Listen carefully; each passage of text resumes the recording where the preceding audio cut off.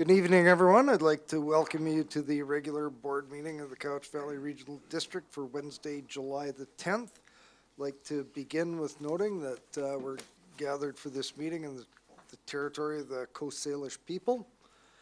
And with that, I have some notes for the approval of our agenda. We have a new business item, which is a supplemental to EASC report number 8, and that's been distributed. And we have a closed session new business item, negotiations, closed session section 92B.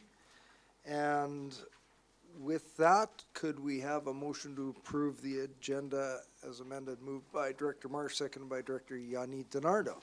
Any discussion on those items, on that item? Seeing none, all those in favor? Are there any opposed? Motion carries. Now to the adoption of the minutes, item number 2, Ms. Harrison. Thank you, Mr. Chair. As a result of legal opinion received on the code of conduct for the board, we have to amend the conduct to remove the item where director's remuneration can be withheld. So we have to rescind the resolution 19271-1. And further, we have to rescind resolution 19-258. And that one is in relation to the adoption of the June 12th minutes. Thank you. So those two items have been listed, so I would ask for a motion to approve the minutes as amended, moved by Director McGonigal, seconded by Director Sebring. Any discussion? Seeing none, I'll call the question. All those in favor? Are there any opposed? There's none opposed. The motion carries. Ms. Harrison. Thank you, Mr. Chair. Under business arising, we have business arising from the minutes of the regular meeting of June 12th, 2019. And in those minutes, resolution number, which one was it? 19-254 needs to be corrected. The dollar amount noted in the grant for electoral area E in the minutes was recorded as 500, and the application was for 200. So motion to correct the minutes of June 12th so that the grant amount noted in resolution 19-24 be corrected from 500 to 200 in accordance with the approved submission dated May 28th. Moved by Director Marsh, seconded by Director Yanni DiNardo. Any discussion? Seeing none, all those in favor? Are there any opposed? There's none opposed. That motion carries. And further to that, we could move that the June 12th minutes be adopted as as corrected. As corrected. Would someone like to move that? Moved by Director Acton, seconded by Director Sebring. Any discussion? Seeing none, all those in favor? Are there any opposed? None opposed. The motion carries. And that brings us to the public input period. Is there anyone in the gallery that would like to provide input to the board today? Welcome. Good evening, Mr. Chair. I'm Cliff Evans from Shawnigan Lake. Looks like you had a couple of successful meetings today, or at least they were pretty good and came over very good for home reception.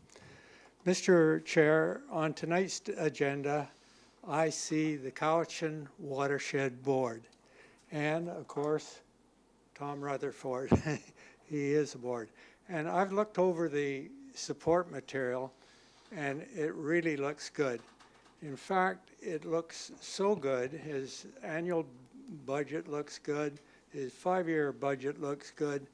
And I'm afraid he's going to end up with all the money in the pot. Mr. Chair, I would like to see this board consider or reconsider funding the Shawnigan Water Basin Society. The Shawnigan Water Basin Society has a new look since this fall. The past president has retired because of health reasons. We have a new president, Dave Mundy, a biologist, and he is a very hard worker, very conscientious about the watershed. We have a new vice president, Bernie Yearling, who is a doctor and a scientist and specializes in cells and what they can do. We also have some horrible news from the Ministry of Environment in that the Minister of Environment has decided to leave the contaminated soil on Stebbins Road. So we have water threats there, not only for the village of Shawnigan Lake, but also to the Malahat Nation's lands. So we hope that in the Basin Society, we hope that we can fight it alongside the Shawnigan Research Group, and that we can present, the Shawnigan Basin Society can present an annual and a 5-year budget in the next few weeks. So please don't give all the money to Ken. I know he's really good. Leave some in the pot for us. Thank you. Thank you, Mr. Evans. Would anyone else like to provide input to the board tonight? Seeing no one rushing to the microphone, next item is the delegations, and I would like to invite forward Mr. Tom Rutherford, the Executive Director of the Cowichan Watershed Board, and he's got some material to present to us this evening. And you're familiar with the gear and the microphone and all that fun stuff, so I'm turning it over to you, Rutherford. Thank you, Chair Morrison. And I would like to say that I'm very happy to be here tonight and have the opportunity to speak with you. I would also like to acknowledge we are on the territory of the Cowichan people. And I would like to acknowledge the importance of the Cowichan people to our partnership. So I would like to speak to you about our annual report and business plan. But I think before I do, some of you are very familiar with the Watershed Board. Some of you sit on it. Some of you might not be so familiar. So maybe a 2-minute primer on the Watershed Board first. The board was formed in 2010. It represents a unique partnership between the largest First Nation in BC and you guys, the regional district. But it didn't really start in 2010. In my mind, it started in 2003, the first year we had serious drought. The first year we were trucking salmon up the river because they couldn't swim. The first year that the mill was threatening to close, the first year that the agencies were threatening to charge people and everyone had lawyered up. It was the first year, I think, that we as a community realized we needed to do something different. And CVRD led that in 2004 by starting the Cowichan Basin Water Management Planning process, which was a 3-year process that created an award-winning plan, the Cowichan Basin Water Management Plan, aptly named, which was released in 2007. And that report called for the formation of a board to implement the report. That happened in 2010, and that is the Cowichan Watershed Board. So that's the history of the board. The board has a mandate to work for the sustainability of water and watersheds in the Cowichan and the Cook Silo watershed. This is what it looks like. So it's co-chaired by the chair and the chief. Cowichan Tribes brings the authority associated with the unextinguished rights and title. CVRD brings the authority through the delegation through the Local Government Act from the province. The board is a board of leaders. It's not a board of technical people. And it operates on the principles of responsibility, transparency, partnerships, whole of watershed thinking, and Natsamat Sayakwis, which is a concept that predates like European contact, and it speaks to the importance of working together towards a common goal. So the technical end of things comes from the Technical Advisory Committee and the working groups, which work to implement the targets which have been created as broadly scoped aspirational goals to implement the plan. So that's my 2-minute overview. What I'd like to talk to you about tonight is our annual report and business plan. We went through some serious navel-gazing in 2018. We were able to get funding to do a series of internal workshops, which several of you were able to attend. One of the things that came up at those was the concept of accountability. Accountability to each other, accountability to our partners, accountability to our funders. And CVRD is one of our funders. We have received $50,000 from you every year since I've been involved, which is appreciated. And I think we owe you some accountability on that. And these reports are our first attempt for us to pick up our game in the accountability department. They're not perfect. They're our first attempt. And so what I'd like to do today is present them and hopefully, maybe not today, but get some feedback, right? Because we realize they may not be perfect. It's our first attempt, but we are taking the relationship we have with you seriously, and we would like to be as accountable as possible. I would say that these have been presented and ratified by my board, and I presented them to Cowichan Tribes last month. So really quickly, I'd like to speak to the format and the content. So the annual report is what we've done. So reporting back. So it starts with a message from the co-chairs. There's some words on the purpose and principles, which I briefly run over. The big piece is the year in review. So that's what we've accomplished. We've formatted that by our 4 major areas of focus: water supply, water quality, impacts to habitats and ecosystems, and organizational health. For each one of those, we've actually slotted in like the targets that fit. So for instance, under water supply, we have a water flow target. We have a conservation one, because it's not just about supply, it's also about how we use water, and we have one around fish. For each one of those, we've got 3 sections in the table. The first one is activities, what we've actually done over the last year.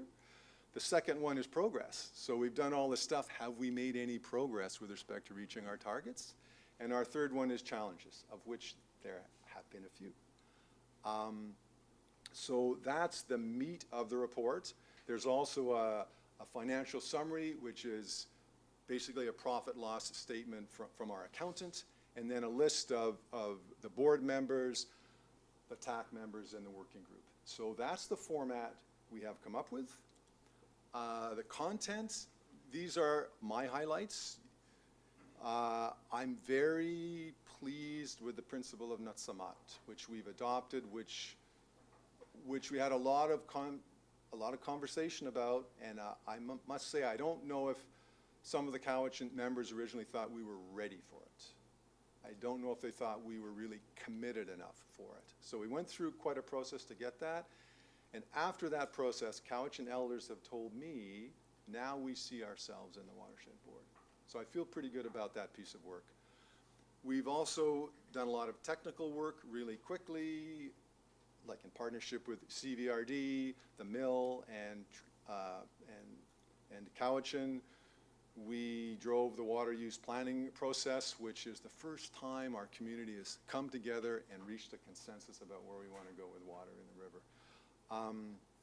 We've been working with FLNRO on implementing the critical flows target on the Coquihalla, which is a tool available under the Water Sustainability Act. And the Coquihalla watershed is the first watershed in the province where we've been doing that. We've done extensive water quality sampling in the upper watershed. In 2018, we took over 500 samples, had them analyzed, reported on, and I'm happy to say we didn't find any major issues. We've worked with the tribes extensively on riparian restoration using funding from the Coastal Restoration Fund, which is injecting $2.7 million into our valley over 5 years. We've had a raft of outreach education, from HIP to Fix a Drip to Know Your Flow to our superheroes to our hosers. And we had the governance workshop. The other highlight is we're not broke, so that's a good thing. Whoops, I'm going backwards. Story of my life. So that's the annual report. The business plan is a little bit different. It's a forward-looking document. The major piece is the strategic direction, where we've identified priorities and we've identified a 5-year plan, again, by each one of our targets.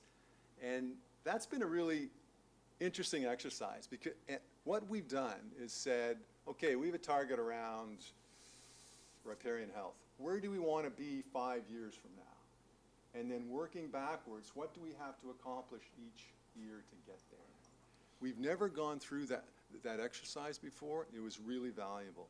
So of course, it's a bit of an aspirational document. Things change. We work in a flexible playing field, but it was a wonderful exercise to run through that, and I think a valuable one. It also has a work plan, which we've had every year. We just stuck that in. It has a comms plan, which again we've had every year, so we just inserted that. There's a 5-year budget, which is aspirational, and there's a progress evaluation. How do we think we're doing? So the highlights. I once worked with a fellow who said, if you don't have, or if you have more than 3 priorities, you don't have any priorities. You've just got a list. We've never gone through the exercise of identifying what are the 3 things that are most important to us. This business planning exercise forced us to do that, and I think it was really valuable. Number 1, water for our river. Number 2, working to implement our targets. Number 3, keeping our partnership strong. And if you don't think it takes a little bit of work to keep a partnership between a First Nation and a pulp mill and a bunch of farmers and a bunch of local governments, think again, right? That partnership is our strength, but it takes a fair amount of care and feeding, right, to look after it. Those are our priorities. Mr. Rutherford, you got about 3 minutes. Are you going to need more time than that? No. Perfect. I'm on. And then we also have our vision, our plan. So our request is that I have the opportunities to sit down with your staff to update our funding agreement to reflect our business plan, and that once we accomplish that, you in fact consider an invoice for our work this year. The bottom line, there's always a bottom line. Your funding is very important to us. Last year it was about 20% of our budget, which doesn't sound like a lot, but it's the foundation that we work from. It's the resources that allow us to attract that other 80%. We appreciate it, and we feel we should be accountable to you. Perhaps more accountable than we have in the past, and these reports are our first effort to do that and to be that. And I guess I'll leave it at that. I'm sensitive to the time. I'm more than happy to take any questions here and elsewhere. For sure, any time any one of you wants to speak to me about the work of the Watershed Board, please do, right? So, Haitsapka, thank you very much for listening. I'm sorry that was quite rushed, but I had a lot of things I wanted to say, and I was of the time. So thank you. Thank you for that. Director Yanni DiNardo. Chair, and thank you, Tom. That was very good and concise. I have a question. Now, I'm not sure what this, there's challenges on your work plan, your annual report. Correct. And one of them in your challenges said zoning proposal in Cowichan Bay has revealed divisions in community over estuary management. I hadn't heard that. I just wondered what you meant by that, Sure. and I'm not sure that you could speak to it if it has anything to do with what public hearing we had. No, I'm sensitive to the ability. All I would say is, if I was to count the number of phone calls and emails I've received on this issue, it would be in 3 figures for sure. So that's your challenge? Yeah, and as a representative of the Watershed Board, being sensitive to the way that you do your business, being sensitive to the way that Cowichan Tribes does their business, sensitive to the fact that everybody who speaks to me about it has an opinion and is passionate about it, it has chewed up a lot of time just walking that line and trying to be as professional and respectful as I can. Thank you. Thank you. Director Acton? Thank you. Thank you, Mr. Rutherford. I think your business plan part is really clearly defined, and I love it. And I think it's been something that I've been trying to articulate to some of our own groups in our area, like even just community safety groups. Or so having like a really defined business plan is great, and I'd love to be able to share that with them, like as a model maybe. And I love that you put 3 objectives, because you're right, you know, like if you're chasing too much, you get nowhere. And so I commemorate you for being able to articulate it all into a document that you can use to measure your progress, and I just think it's great. As a previous sales manager, I'm very impressed. You will reach your goals that way for sure. Thank you very much. Director Wilson? Thank you, Mr. Chair. Thank you, Tom. That was really good. I enjoyed that.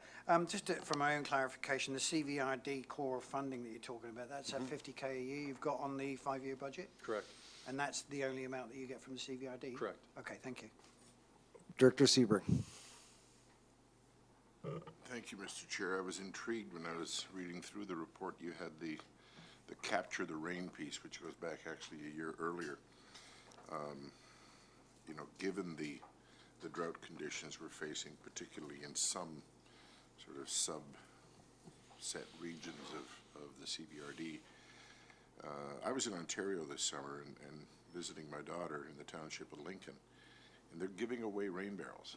They bought them in huge volume and made them available on a selective basis to people who, you know, they knew were in areas that had challenges with water, and some folks there are on cisterns, so they're really into that capture. And then when I was at FCM, I was talking to some folks from the York region near Toronto, and they're not quite giving them away, but doing the discount thing. I think they were charging $17, but they were buying them in such volume that, you know, the $80 barrel you get at Home Depot, they were picking up for $35 and subsidizing it to that tune. I mean, I'm thinking back in the history of this board, we did it with composters.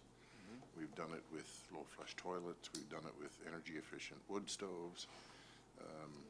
But given what's going on with the water supply around here, your impressions of a program like that? I saw you raise your eyebrows as soon as I said that. Mr. Rutherford? Thank you for that. We've done quite a bit of work on that, and I am not a rain storage expert. So with the knowledge I have, I think my opinion is you need a large container.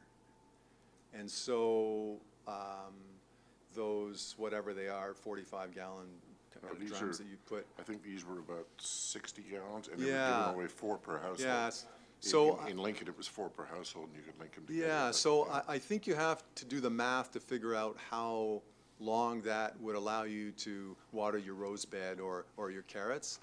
I'm going to be at a meeting at the Hub next Wednesday where we're having a focus meeting for gardeners and hobby farmers around conservation in the Coxsala watershed, which is also at risk. And we'll have some speakers there that have some expertise in that, so I'm looking at increasing my knowledge.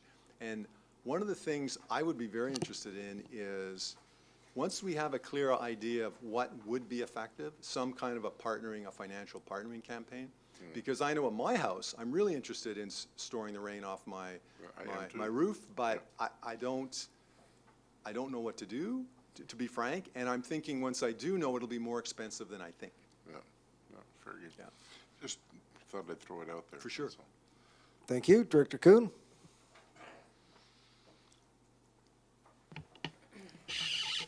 Tom, in your 5-year forecast, you mentioned in there, monitor Shark Creek property rezoning and work towards partnership to acquire funds to purchase if available. Now, the Shark Creek property is available, as you know, it is listed. Is the Cowichan Watershed Board going to be in the business of assembling properties? Or how do I understand this? So in the past, before my direct involvement with the board, there was quite an interest in purchasing that, and I know the board was active with some of the national players on that field, right? The conservation or the TLC and other organizations. And I think the role of the board would not be in being a part of the purchase, but in attracting those organizations that are interested in that sort of land acquisition in that specific piece of property. So we're not set up to purchase or manage land for sure, but there are organizations with a national scope and scale that are, and I would see the board's role in any of that kind of activity would be in trying to bring that energy to bear on an issue that we think is important in a watershed. Kind of to facilitate. Correct, Okay. yeah. And Director Marsh to close. Thank you, Mr. Chair, and thank you, Tom. And further to what Director Sebring was saying, and I'm racking my brain to think of the workshop I went to. It was a 2 or 3 day conference where they were advocating, I think they kind of called them water bladders. They're huge things that go underneath your deck. And somehow they capture rainwater, and they're part of watering your garden. And I know my friends that have water where they're capturing it, they have huge cisterns. Like, they would fit in the corner of that room, and they have 2 of them. So I think you're right about making a, so I'm just wondering if it's something that you know much about, or if we could be informed a bit about in terms of land use planning and saying, like, in new builds, for instance. Is it time to start looking, I'm saying almost this more out loud to the board, to looking into that kind of availability and maybe making it part of a requirement if you're going to build, because, anyway, so it's not really a question for you unless you know about those bladders and you can tell me a little more. Mr. Rutherford. Just a comment, I have friends on the Gulf Islands who collect pretty well all their water, and they have massive infrastructure. But we've had 2 questions about that from the board tonight, and I'm thinking the Watershed Board is very interested in outreach and education around water conservation issues. And you've kind of motivated me to maybe build that into our business plan as a specific item to maybe get the information, share the information, and if there's an opportunity, perhaps look for a funding partner and work with local government to try and organize something like, I mean, I've got two of those plastic like composters that I got, thanks to CVRD. So you've sort of motivated me a little bit that maybe this is something that the board could play a larger role in moving forward. So thank you for that. Okay, thank you very much. Director Yanni DiNardo. Be brief. I'm just following up on the rain barrel and the composters. I think those little things a lot of them ended up in landfills after a while, the little composters. I think it's a better idea to think of it in a broader way. How can we adapt our homes, in that way? And cisterns maybe for new homes. I know that I have family members that are doing that now, but not adding more little plastic things. Thank you, and appreciate you coming today and providing us with the information. Thank you very much. Thank you. Thank you very much. Next item, report of the chairperson, and I have a couple of items here I'd like to bring to your attention. I want to first note that Ms. Miller and I attended with Director Nicholson a sort of an introductory meeting with the private managed forest lands folks who are engaged in a outreach program right now.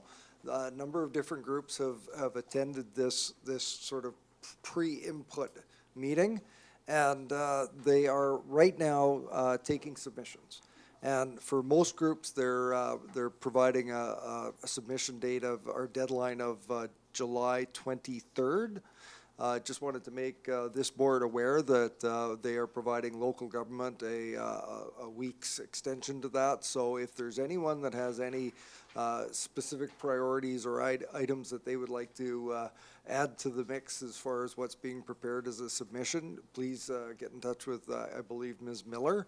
And there's a document being prepared right now as we speak that will be submitted to them. So I just wanted to make everyone aware of that. You should also be aware that there will be an additional engagement process with First Nations in regard to the subject matter as well. My second item to report is that the Union of BC Municipalities, I believe, have just opened for registration.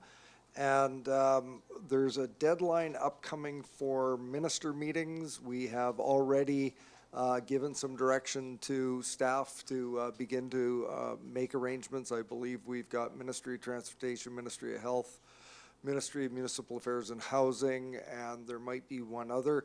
If there's any other specific items that are important to the board that we could go on in a united format, then we would need some direction today on that front. So at the end of my report, I'll get to Sebring, Marsh, and Yanni DiNardo. So that's the second item. The next two items are really, as far as I'm concerned, fantastic news.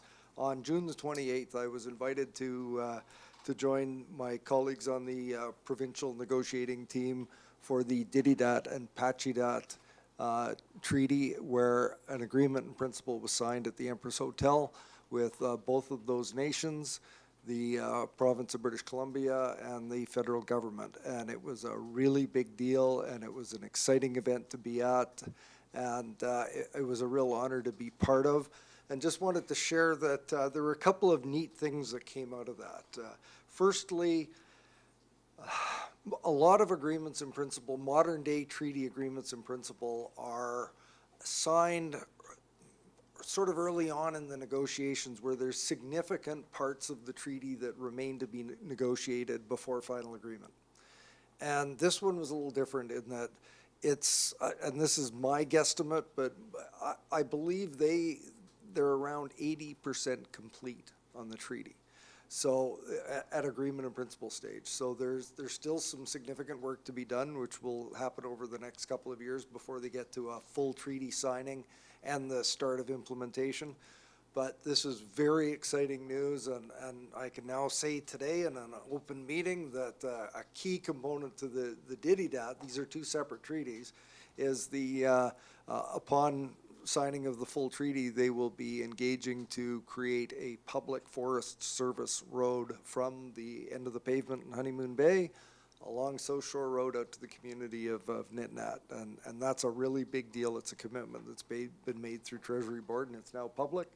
So that was a really exciting event to be at. And I just want to share that there was a young man sitting next to me who lives in Nitnat, and he's a carpenter, and he commutes in and works around Duncan in the Cowichan Valley. He's gone through 3 sets of suspensions on vehicles this year so far, and that's just how rough the road is. So another note that I wanted to share with everyone is I ran into someone that was on the provincial negotiating team for a period of time, went on mat leave, and now has been assigned to other treaty tables around the province. And it was kind of neat because she came to me and said that, you know, there's really no benchmark, no handbook for participation by local government in the treaty process. But if there was one, they would love to be able to model it after the participation that the Cowichan Valley Regional District has brought to the tables that we sit at. And that was a really nice thing for her to say. I think that, you know, they're complimentary that we will send people to sit at the treaty table, often to sit very quietly for long periods of time, but we're there to contribute when it's time for us to contribute, and we bring good information to the table, and it's very much appreciated. And these are people that are engaged in modern day treaty negotiations across the province. So I thought that was a really kind thing for her to say. And the last item that I'd like to just briefly mention, and a lot of you have already heard of this, but this, and I finally got the acronym right. 11:30 Thursday morning, I received an invitation to what I thought was a pretty hastily arranged news conference for the BC Salmon Restoration and Innovation Fund. And it was held 9:30 on Friday morning at the Pan Pacific Hotel, where they were announcing the successful applications for some of the approximately $15 million in funding in this 5-year program. And it was fantastic to be there because we were one of 23 organizations that were successful in this first round. And I know that staff had come to us and they had to, on a really quick turnaround time for a fast deadline, get an application in that ticked all the boxes and was quite successful. But I just want to share with you very briefly the importance of having that ability to not only turn around, and our staff and Watershed Board and Tribe staff did a great job in getting the application in. But when I got to this meeting, I ran into Minister Popham outside and had an opportunity to speak with her briefly. And then I also ran into the Minister of Fisheries just before the event got underway. And what was so fantastic about this event is because I think we had representation at the meeting, when the Minister of Fisheries got up to speak, he highlighted the Cowichan Valley in this project as one of those key, meets all the check marks for the projects that this program was designed for. And even on top of that, when the media were given an opportunity to pose questions to both of the ministers, the first question that came out was, ministers, if you could pick that one project that really exemplifies the kind of project you're trying to fund and the type of thing you want to be successful, what would it be? And the Minister of Fisheries said, well, I've already mentioned it before, and I would have to say that it's the Cowichan Valley project on watershed and storage, and that would be the one that he would pick. He was here on December 20th when we had the big windstorm, and those tenacious people at Tribes and the Estuary Nature Center took him out and around in the middle of the windstorm, and apparently that event was burned into his memory, so that's a good thing. So with that, that concludes my report, but I noted there were some hands in the air. Director Sebring, Director Marsh, and Yanni DiNardo. So Director Sebring. Just on your UBCM appointments list, I know it's been past practice that on issues that are of joint significance, we make joint appointments between this organization and my municipality, and I think some of the others around the table. I know this will be coming to our council next Wednesday for discussion, but if possible, if I could get a heads up from you or from staff before then, in terms of what you envision as being some of the joint presentations, so we don't have to double book from the municipal perspective. Sounds great. Thank you. Thank you. And same for City of Duncan as well. Director Marsh. Yes, thank you. I can't recall if you mentioned Minister Darcy, mental health and addictions. No, I didn't. So could we add Minister Darcy? If there's a joint item or one that is I think it's a regional. region-specific, Yeah. certainly you make note of that, Mr. Crothers. Okay, and can I just speak about one other thing? I just wanted to thank you, Chair Morrison, for all the years that you worked at the Didadat and Pachidat table. I don't know how many years it's been. 5 now, I think. 5. And I get that it takes a lot of patience, because I'm like, I wonder why I'm here. But at the same time, it's a great honor, and I think that you have served the district well there, and I just wanted to thank you for that. Thank you. And I also wanted to just thank all of the staff and all the past boards that worked on the watershed stuff since about 2004, I think Tom said, because this is not a thing that one person or 5 people or one board did. This is a community collaboration thing that's so exciting. It just gives me shivers, and I think there's a lot of people that aren't in this room right now that it couldn't have happened without every one of them. And I think that's what Cowichan is doing now, more and more, and I just love it. So thank you for reporting all that. Thank you, Director Marsh. Director Yanni DiNardo. Well, thank you, Mr. Chair. I don't know, I know we had talked about the resolution and we came up with one in our last electoral area services and boundary adjustment. Is that anything that we should talk to a minister about, or just keep our resolution the way we have it? I believe that's, from my mind, that's one of the reasons we're meeting with the Minister of Municipal Affairs and Housing. Okay, thank you. Yes. Well, that concludes my report. Ms. Harrison, next item. Thank you, Mr. Chair. The next item on the agenda is information. Director Wilson. I'm sorry, and just on a matter of procedure, I'm not quite sure at which point I would bring this up, so before we start reading it, item number 8, I have some, I'd like that excluded from the reading of this particular part, because I have some comments on that particular one in light of the letter that's come through to us. Do I pull that now for discussion separately? Well, we're not in that section of the meeting yet. We're at number 8, information. Am I in the wrong place? You're right there. Recommendations, right? Are you wondering about item number 8 in Director Yanni I'm sorry, I've Donaro's turned report? over one too many pages. I apologize for that. Fair enough. Next item is, Thank you, Mr. Chair. Agenda item number 8, item IN1 is a letter from One Cowichan regarding climate emergency, and it's there for information. any discussion on this item? Director Staples. Can we bring this to our strategic planning session as something to discuss when we're talking about our goals around climate and moving forward? I believe we can, and I think Mr. Crothers has probably noted this is going to be a topic for discussion in strategic planning. Is that correct? Yep. Absolutely. Okay, Yes. thank you. Any other discussion on this item? Director Marsh.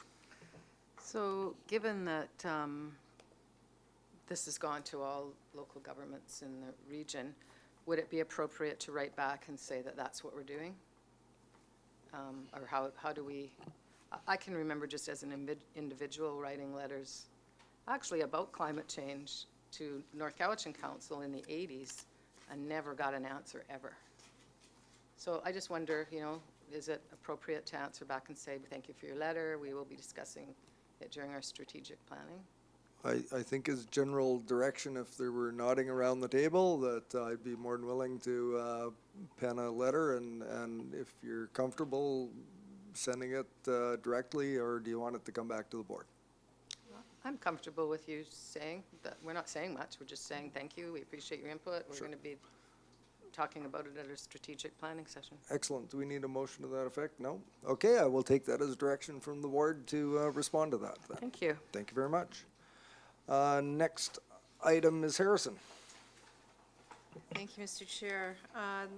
The next item are committee reports, and the first item, CR1, is a report and recommendations of Electoral Area Services Committee meeting of July 3rd, 2019.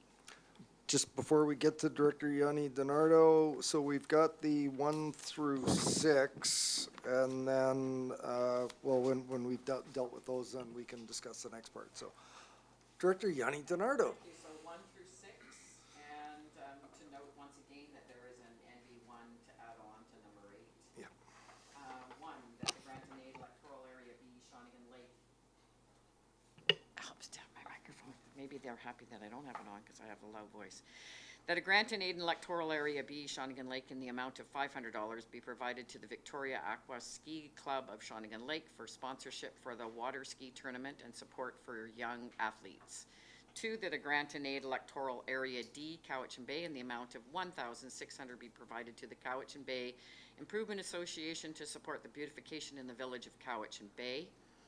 3, that a grant and aid electoral area I, Yubo Mead Creek, in the amount of $851.65 be provided to the Yubo Community Association to support the Yubo Spring Clean Up. 4, that the Shawnigan Lake Weir Joint Works Agreement Amendment Number 3 with Mill Bay Waterworks District and Litz Tech Holdings Limited attached to the Water Management Division June 5th, 2019 staff report be approved. 5, that the application be prepared to amend an existing statutory right-of-way on Crown Land File Number 1403892 to include groundwater supply and future treatment works for salt air water system. 6, that a supplemental request for the 2019 budget cycle for $18,000 from the Community Works Funds be allocated to the Glenora Community Association for a replacement of the community hall roof, and that the 2019 budget for Function 451 Recreation Glenora be amended to increase transfer from gas tax reserve by 18,000 and increase grant to organization by 18,000. That is my 1 through 6. And you move those items? Moved. Seconded by Director Acton. Any discussion on 1 through 6? Seeing none, I'll call the question. All those in favor? Are there any opposed? There's none opposed. That motion carries. Next items, electoral area directors only. And Director Wilson, were you wanting number 8 and the supplemental pulled? I noticed that it's under NB1, so I'm assuming that we will discuss this letter under the new B1, or I can. No, we're bringing that forward to be supplemental to number 8, so it will be discussed with number 8. So do you want us to pull number 8? Please. Yes. So Director Yanni DiNardo, I guess, are there any 7. others that need to be pulled? So go ahead. 7 and 9, because 9 has 9 points.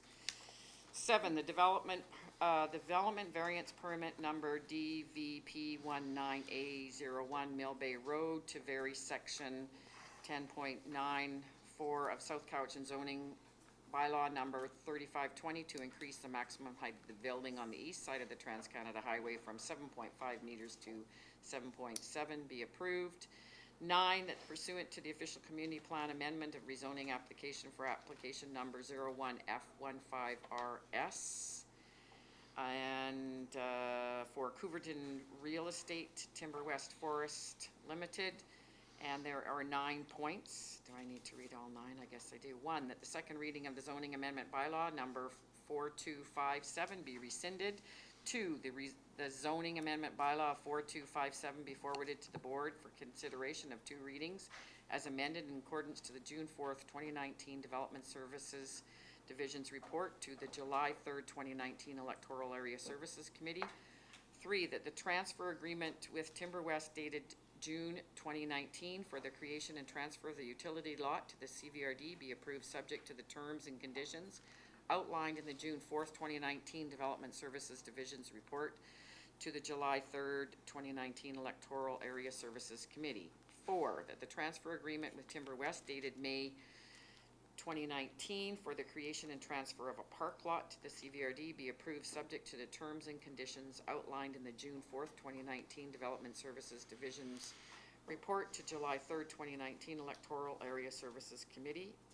5, that the park dedication bylaw be prepared for the lands transferred to the regional district as a community amenity contribution for park purposes, and the bylaw be brought forward to the board's consideration at the same time of the official community plan amendment bylaw 4256 and the zoning amendment bylaw number 4257. 6, that prior to consideration of the adoption of the official community plan amendment bylaw number 4256 and the zoning amendment bylaw number 4257, a new statutory right-of-way of road access and the amendment to the existing statutory right-of-way CA 2125965 to extend across to the utility lot and facilitate installation of sewer works be registered. 7, prior to the consideration of the adoption of the official community plan amendment bylaw 4256, zoning bylaw amendment number 4257, a new covenant to secure the removal of lands proposed to be redesignated and rezoned be removed from the privately managed forest land classification upon future subdivision and or development be registered. 8, that prior to the consideration of the adoption of the official community plan amendment bylaw number 4256 and the zoning amendment bylaw number 4257, the amendment to the covenant CA 2125964 to grant covenant area A on plan EPP 3558 to the CVRD at a future subdivision for application number COV 19F02 be registered. 9, the directors from electoral areas F, I, and D be delegated to the public hearing for application number 01F15RS and 0177671 for Couverton Real Estate Timber West Forest Limited. Moving those items. Moving those items. Seconded by Director Acton. Any discussion? Seeing none, I'll call the question. All those in favor? Are there any opposed? I see none opposed. The motion carries. Number 8, the development permit with variance application number 0F17DP VAR 10119 South Shore Road be denied. Is there a seconder? And it's been moved and seconded by Director Smith. Any discussion on this item? Director Wilson. Thank you, Mr. Chair. I'm referring to the letter which has come through from Glazier, Walton, Margate, and there's a couple of sentences in there which kind of raise alarm bells as far as this application is concerned, and I'm going to read them out here. There's 3 of them. We are of the view that the committee failed to appropriately consider the application and improperly recommended that it be rejected. The other one is, it is our opinion that the committee assumed a discretionary authority not supported by the legislation and accordingly acted for improper reason in reaching its conclusion. And the last one is, our clients do not believe they received a fair hearing. Now, all 3 of those are pretty serious allegations. And what he has said in this letter, that he spoke with Peter Johnson, who represent the CVRD, and he agreed to him sending this correspondence directly to you with sending a copy to him. Given the language that's been used in this particular letter, I would like to hear what our solicitors have to say on the way this is written. Point of order, Mr. Chair. Yeah, I was just about to get to that, and I think that we can't discuss the legal in open, but I was perhaps going to consider turning to Mr. Anderson, who might be able to provide us with some insight without going down the road into having to resolve into closed session. Is it fair enough? Thank you. Thank you very much, Mr. Chair. We had been in discussions with our solicitor about this application prior to it coming forward. We're confident that you're allowed to make the decision, whether it be for or against this application. And however, since receiving this letter, which we got this afternoon, you're right, we do not have any updated legal opinion on that. That's all I can say at this point. As far as our solicitor forwarding this, he was simply asked to forward it by the other solicitor, which he did. It doesn't mean anything that he believes we've got problems or that anything to that effect. He's simply acting as the messenger.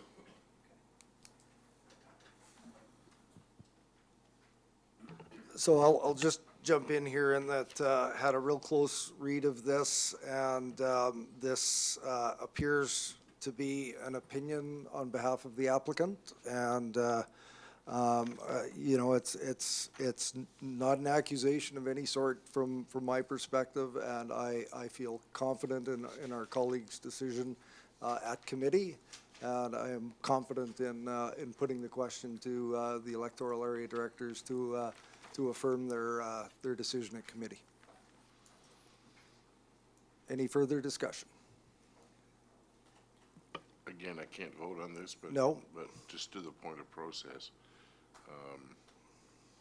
I mean, this is becoming a legal matter. Frankly, I'm surprised this is in open. I just, maybe we do things differently here, but when we get legal letters, they don't go into open because there's some discussion that some folks might want to have that we can't really have here. Pardon me? Ms. Harrison. Thank you, Mr. Chair. The item is on this agenda because this opinion is not from our solicitor, so we are not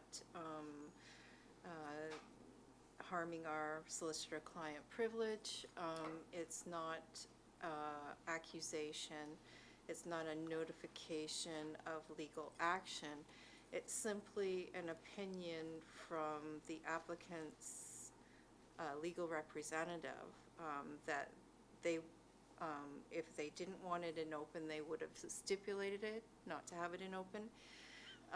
It may solicit a wish to go into close to discuss the legal opinion from our solicitor further, and we are prepared to do that. That's the process. I'm told we don't have an opinion from our solicitor yet, so I just want to caution the board to be careful, because when the lawyers get involved, I mean, we've been down this road with some other stuff. Yeah, thank you for that warning, and the committee sat through, I think it was just about 90 minutes of applicant presentation to us, and we considered the matter and we voted, and that's the resolution that we have before us today. Director Wilson. Thank you, Mr. Chair. I know I'm on a losing battle here, but I'd still like this referred back, please, in light of this letter. Is there a seconder for that referral? On the propriety of referral, any discussion? Point of order, he's a municipal director, could he second? a motion on Absolutely. this? Can't vote on it, but he can second it. Oh, I didn't know that. All those in favor? Are there any opposed? Go back to the main question. We don't need it reread. I believe everybody knows what's at stake. Or shall we? Any advice? Please reread the resolution. Thank you, Mr. Chair. Restated for clarification, that that development permit with variance application number 07-4-17 DP VAR for 10119 South Shore Road be denied. I'm going to call the question. All those in favor? Are there any opposed? We have one opposed. The motion carries. That is my report, Mr. Chair. Thank you, Director Yanni DiNardo. Ms. Harrison, next item, CR2. Thank you, Mr. Chair. The next item is a committee report and recommendation of the Special Community Services Committee meeting of June 26, 2019. Director McGonigal. Thank you, Mr. Chair. Your recommendation from the Special Community Services Committee meeting held June 26 is that the Regional Recreation Strategic Plan be approved. You I move would that move item. that. Is there a seconder? Seconded by Director Sebring. Any discussion? Seeing none, I'll call the question. All those in favor? Are there any opposed? There's none opposed, one opposed. Director Smith? And that motion carries. Thank you, Director McGonigal. Item 10, Director's Reports. Ms. Harrison. Thank you, Mr. Chair. Item DR1 is a director's report from Director Smith regarding extension of Municipal Insurance Association coverage for an activity in electoral area G. And this item was referred from the June 26th, 2019 board meeting. And there is a recommendation before you that the board approved CVRD insurance coverage for Saltaire Family Fun Day on August 18th, 2019, to be held in the Saltaire Centennial Park as a CVRD sanctioned event. Turn to the director for the area. I move the recommendation. Is there a seconder? We have it moved and seconded. Director Stone. I didn't put my hand up, but I thought we had understood that we weren't able to under those circumstances. That was the whole point of getting Rotary involved. MIA cannot cover a CBRD director as being the sponsor of an event. Ms. Harrison. Thank you, Mr. Chair. Yes, the board did discuss that. However, there was a referral motion that was moved, second, and carried. That item be referred to the next board meeting when the area director was available for discussion. Oh, I appreciate that, but we were told by staff that that wasn't appropriate at the last meeting. So I understand the item was referred here, but I'm just surprised that the board's wanting to do something that we can't do. MIA won't provide insurance in that format. So that was the whole point of getting Rotary in touch with the director, was that they, as a third party, could apply for the rider on CBRD's insurance policy. That's the discussion that we've had. We have had that discussion. I'll go to Director Sebring, then Director Smith. I just want to be clear, and I'll go to staff, presumably the CAO. The motion references a CVRD sanctioned event. Can you define what that means, and does this event meet that definition by your understanding? In other words, can we get the MIA insurance? Is this motion in order? Mr. Carruthers. Thank you, Mr. Chair. I think the complicating factor here, generally when we talk about a CVRD sanctioned event, it would be a staff-led sanctioned event. I believe what Director Smith is asking for is for her to be considered the supervisor of this event. Our advice from MIA is that that's not appropriate. This is not a staff-sanctioned event. We have no involvement in it. But again, it's before you from the director for your consideration. But Follow-up? follow-up, then what I'm hearing you say, based on the advice you received from MIA, is that this motion is not in order, this recommendation. Because even if we pass this motion, MIA still won't insure it unless we have staff at the event. Mr. Carruthers. I think if you recall MIA's presentation to you, MIA doesn't tell you what you can and cannot do, but they have been very clear that What they will and will not provide coverage for. And that's what this goes to, right? That the CVRD insurance coverage be approved. Well, do we or do we not have coverage if we pass this motion? If we have to pass this motion based on what I'm hearing you say, we can pass all the motions in the world, but we're not covered. yeah, under it. they're telling you that that is not an appropriate, to have an elected official supervising an event. It has to be a staff-led event. Ms. Soldera. Just to echo Mr. Carruthers' comments, so we can't actually just provide insurance for the event in order to qualify to be covered under CVRD's insurance. It has to be a CVRD event. So CVRD has to have care and control of the event and of the activities taking place, which would typically involve staff. Director Marsh. So for clarification, then, the recommendation is written by the director, Correct. and the director was informed that there would not be coverage? So what kind of liability would we, as a CVRD, be in if we sanctioned this? Ms. I mean, how Soldera. can we approve CVRD insurance coverage when we've just been told by the carrier that we can't? So Ms. Soldera.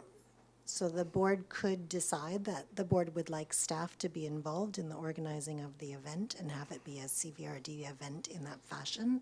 I would defer to Mr. Farquhar as to whether or not he has staff available or the ability to participate in planning of that, but that is the only way to accomplish this goal.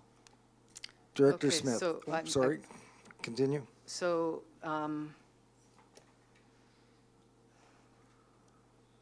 I think that given what I've heard, that the director knows that there is no coverage, that I can't support this. So I'll be voting against it. Thank you. I've got Director Smith, Acton, and Staples. Director Smith. Thank you. I know this is a complicated item, and it shouldn't be a complicated item.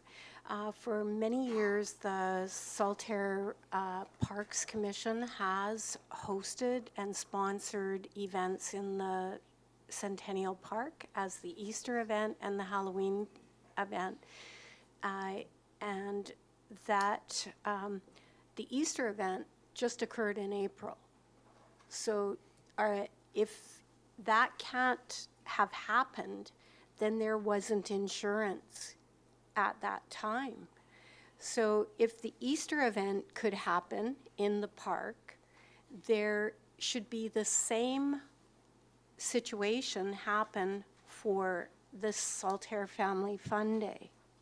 For many years, this has been the case that these events have operated in the park under the insurance. If they were not covered by the insurance, has the policy changed, or was this not done correctly at that time, and that the insurance didn't cover these events that have gone on traditionally? I am working towards changing, and am in discussion with with the Ladysmith Rotary, who I appreciate that Aaron contacted them for me to assist me to move on.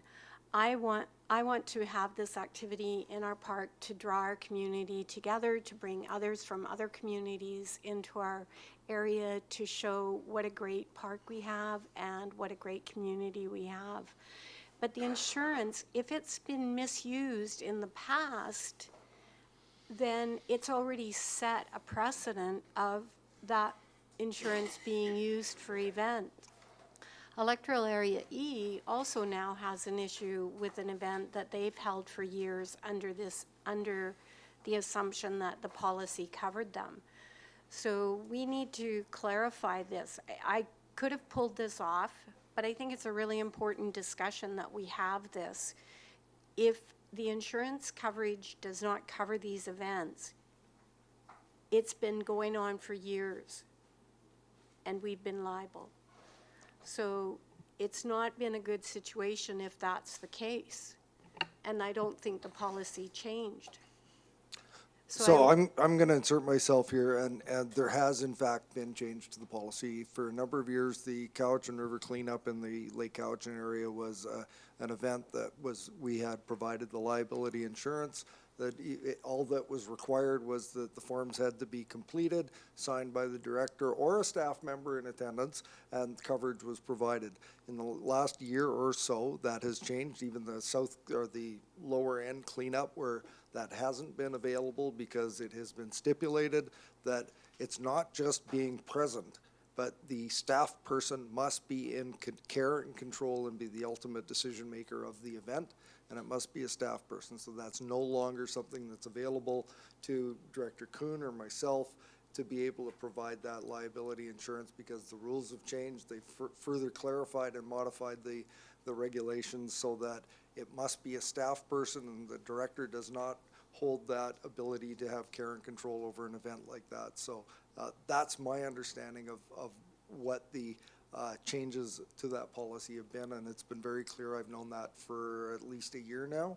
So I'll go back to the speakers list. I've got Directors Acton, Staples, Yanni DiNardo, and Stone. So Director Acton. Thank you, Mr. Chair. So today we've discussed things like area directors tend to take on a whole bunch of things that maybe other directors don't participate. This is a good example. We should be supporting Director Smith on how to move this forward. Does it mean designating a staff person to show up for 1 hour so she's covered?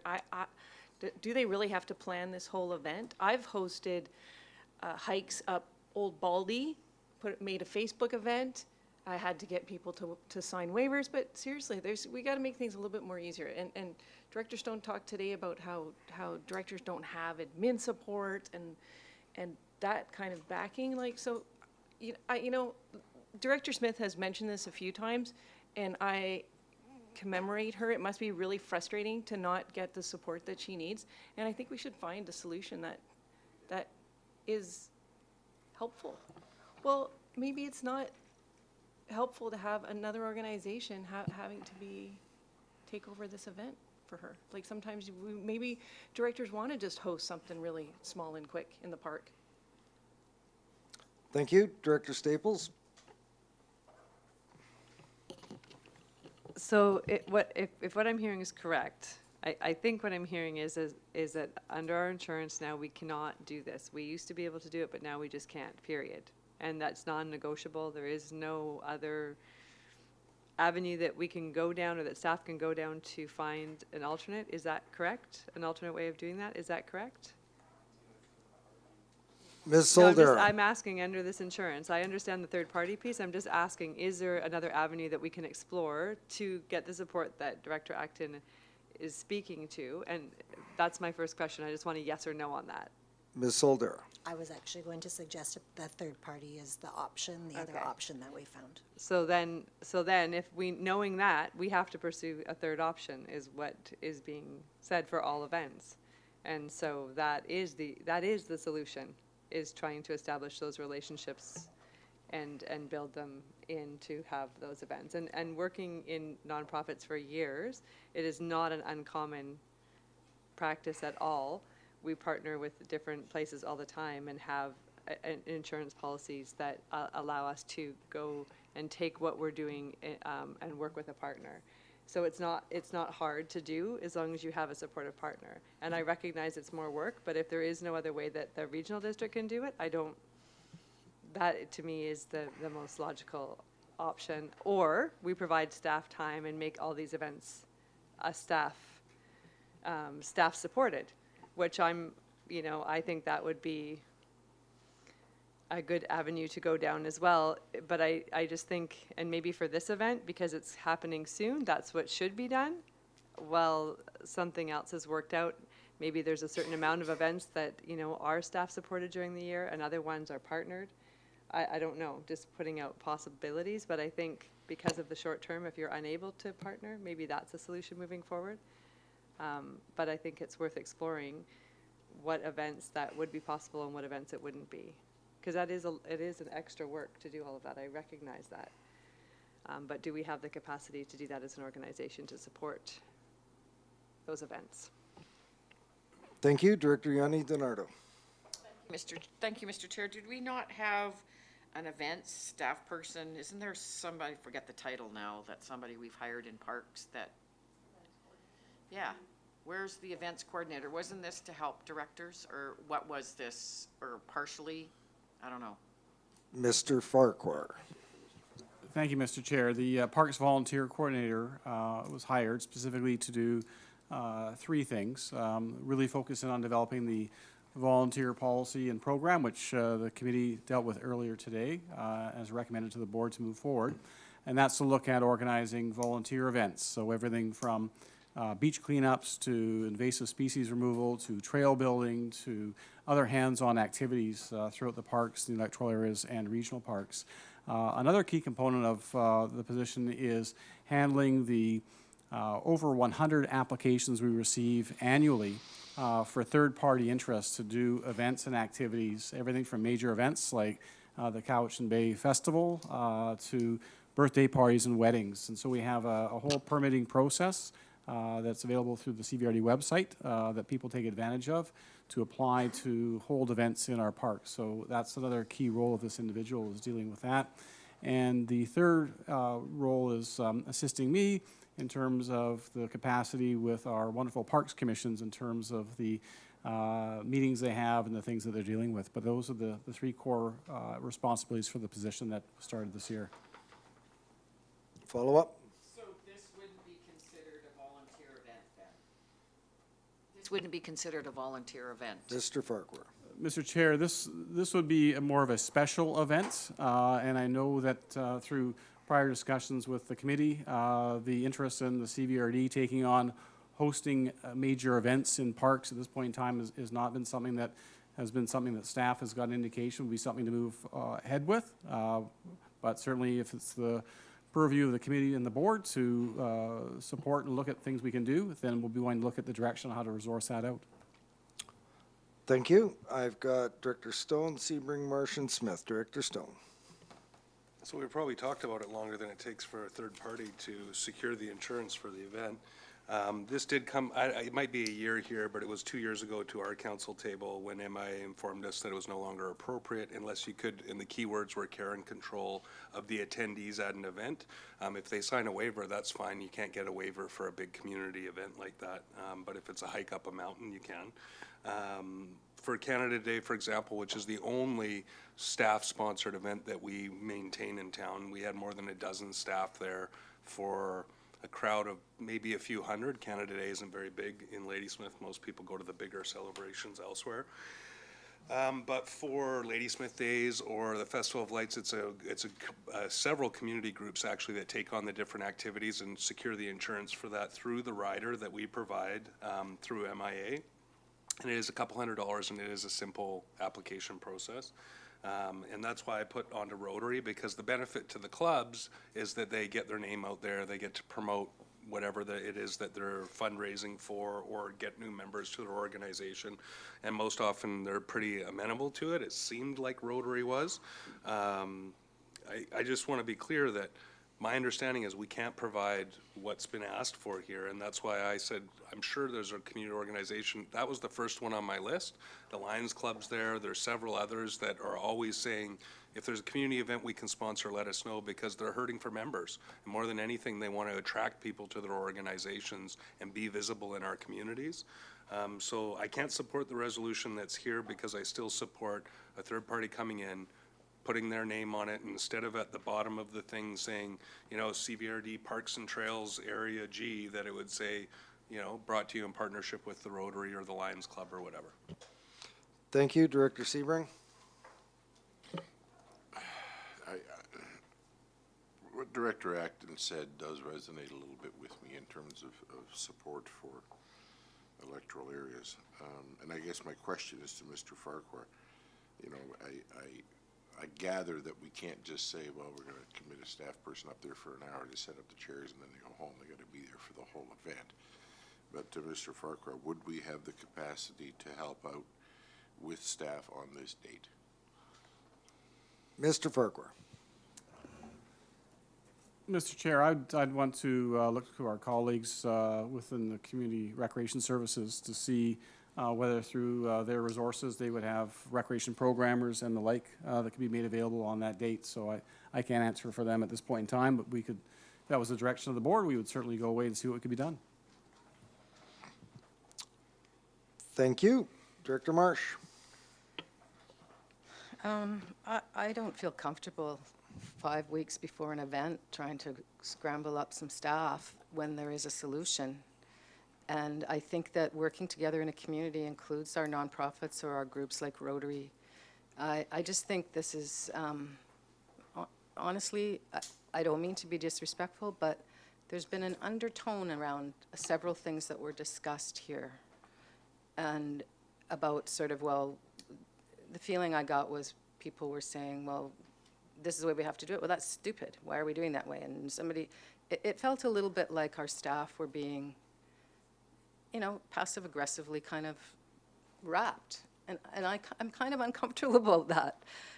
I can tell you, I put on an event in North Cowichan, and the first thing I did was go to find out, what do I have to do this?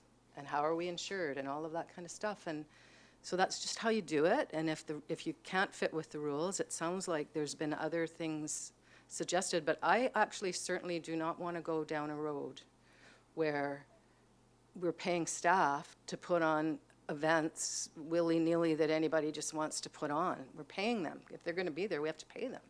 If it's a weekend, we have to pay them probably time and a half or double time. It just doesn't make sense when there's another solution. So I would hope that Director Smith would get in touch with the Rotary or other groups and see what they could get done, or, you know, I don't know, but I just feel weird about this.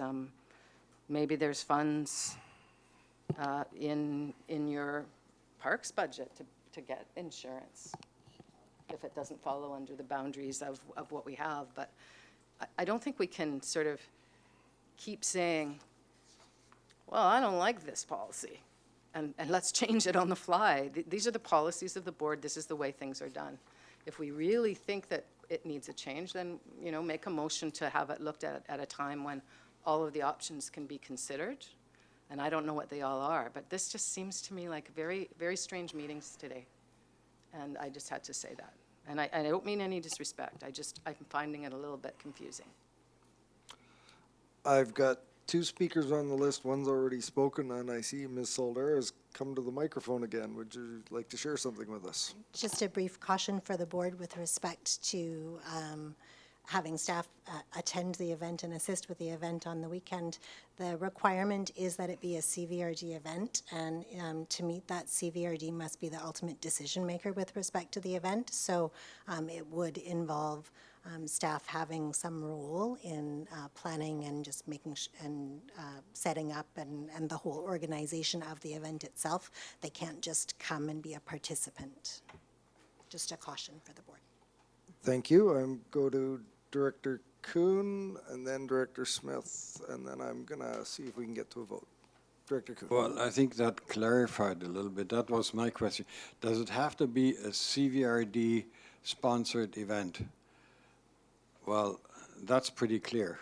So, because my question was remember when we had this fellow from MIB here, and I said, well, what if we don't adhere to the rules? And he said, well, you could still be covered, but if there's a claim, your premiums will go up. And it made me think if that would apply to this too, but if it has to be a sponsored event, no, it wouldn't apply. So that's pretty clear. Okay, thank you. Director Smith. All I can say is thank you to all of you sitting here today to go through all of this. The reason that this has been moved along is in April, the Saltaire Easter event took place under the Saltaire Parks Commission. And it obviously did not fall under the insurance policy at that time, and I'm very thankful that we didn't have any issues. Because of that event took place, it was brought forward that this one would also be able to take place because the insurance covered the one at Easter. But as we've moved along, it's become very clear that that event was technically not totally covered under the insurance policy, as it did not have any CVRD staff and it wasn't a CVRD event. I really appreciate all the time and effort that you've put in. This has gone a little bit closer to the time frame due to just looking for a solution. I appreciate Director Stone's intervention in helping me work with Ladysmith Rotary. I haven't had confirmation back from them, and that's why I did not pull the item, because I thought if there was a possibility of it moving forward here, I may not have to have Rotary step in. I really appreciate that Rotary is such a great group and a good third party to partner with for us. So I believe that's the direction that we will be going, and I know that the board will be very supportive of the third party assisting us in this event.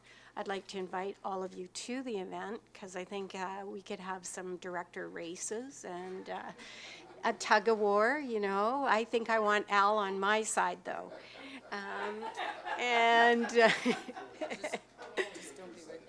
Yeah, okay. Yeah, oh, I don't know. We'll put Tim on the other side.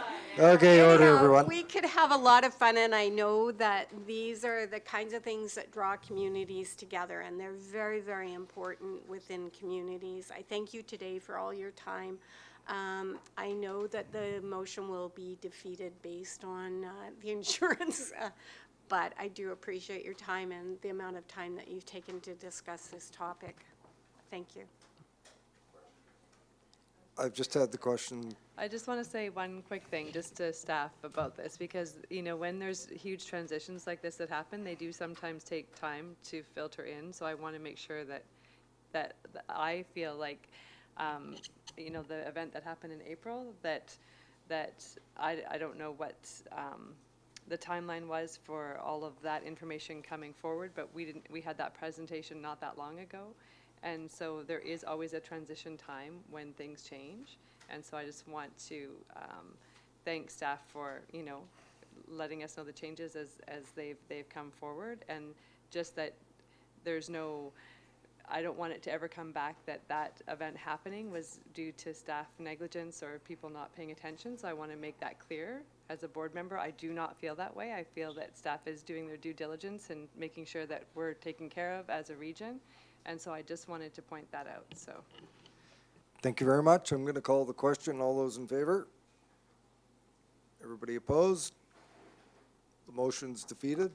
And I just want to take a brief moment. There was some question as to whether or not the appropriateness of this item coming forward as it did, and perhaps I wasn't sticking to the process nature that I like to generally stick to, but just to note that the Director Smith wasn't able to attend the last meeting, and there was perhaps not the ability to communicate the the message and the intent, and my thoughts and hopes were at the last meeting when it was referred to this meeting, that the motion that she would have brought forward at the last meeting be put before this committee just as it would have been at the last meeting. So might not have been exactly procedurally correct, but I appreciate your indulgence and being able to respect Director Smith and having her report not only considered at the last meeting, but then again addressed today. So thank you for that. Next item, Ms. Harrison. Thank you, Mr. Chair. The next item on the agenda is bylaws, and we have one bylaw for electoral area directors only. BEA 1,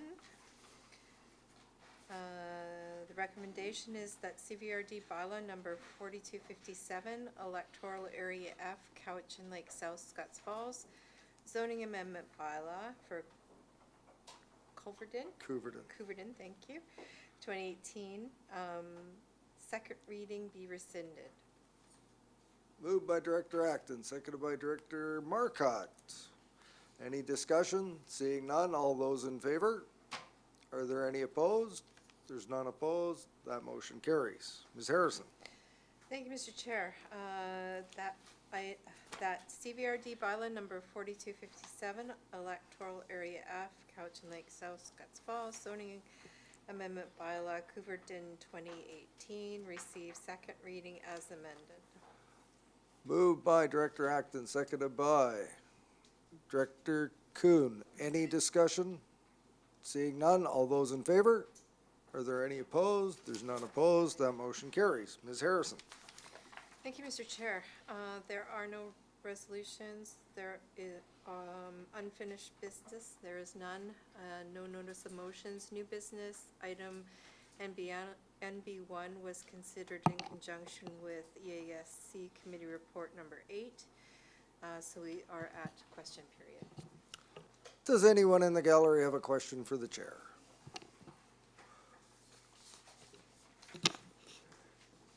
Good evening, Mr. Chair. I'm Cliff Evans from Shawnigan Lake. Mr. Chair, on CR2 and the insurance for an event in a CVRD park, does this mean to say that when at Shawnigan Lake, for instance, Mother's Day, normally a few of the mothers get together and they arrange an event, or for the at Easter, there's an event raised. Does this mean to say that they have to get insurance for that and that the CVRD will not supply it because we don't have a CRD representative there? My understanding is that when a group books the park, they must provide their own insurance or have the CVRD named as a writer on that, and that is indeed the case. So, Mr. Chair, why can't the CVRD take out a policy to cover events like this? Because there must be hundreds of them, and why not make it legal? Why not pay that extra bit to the insurance company? When the insurance company was here, they said, you can make your policy. And I think the instance that came up, I believe it was Director Kuhn said something about booms, or maybe it was you yourself. They took the booms out of Shawnigan Lake because the insurance company said we have to. The engineers did a study on it. They put in fiberglass booms, which do not keep the creek clear. So we've spent thousands of dollars on that each year. Why not pay the extra few $1,000s on extra insurance, put the booms back in, and have a system that works so Shawnigan Creek doesn't get polluted the way it does with logs, docks, jolly balls, whatever comes down the lake, we get down the creek. So also for the women that want to have their Easter egg hunts and things like this, why can the CVRD not come up with a policy to cover that? Fair question, and we have had a presentation by our insurance company, and it's not a case of just coming up with some extra money for for our additional premiums for additional coverage. We've had it very clearly explained to us. We have a staff representative that is well-versed in the policy. We've just had a presentation. Rules are changing, and we're endeavoring, as Mr. Farquhar had identified, we're processing hundreds of applications in this regional district in which groups are getting the appropriate insurance. And one of the things that we do provide is an inexpensive ability to get third-party insurance through our municipal insurance provider. And Mr. Chair, I was at that meeting too when the insurance representative was here. And he said quite clearly that sure, you're insured if you put your boom there, but you're going to have to pay the cost. And you'll be covered, but you'll have to pay the cost in the end. So why not arrange an insurance for these parties or the booms and get it over with? We've already pursued that, and I think I've answered your question already. It's not available to us. And do you have another question? Mr. Chair, I reiterate that the insurance company said they can write any policy you want. You have to pay the money. Thank you for your question. Any other questions from members of the gallery? Seeing none, Ms. Harrison. Thank you, Mr. Chair.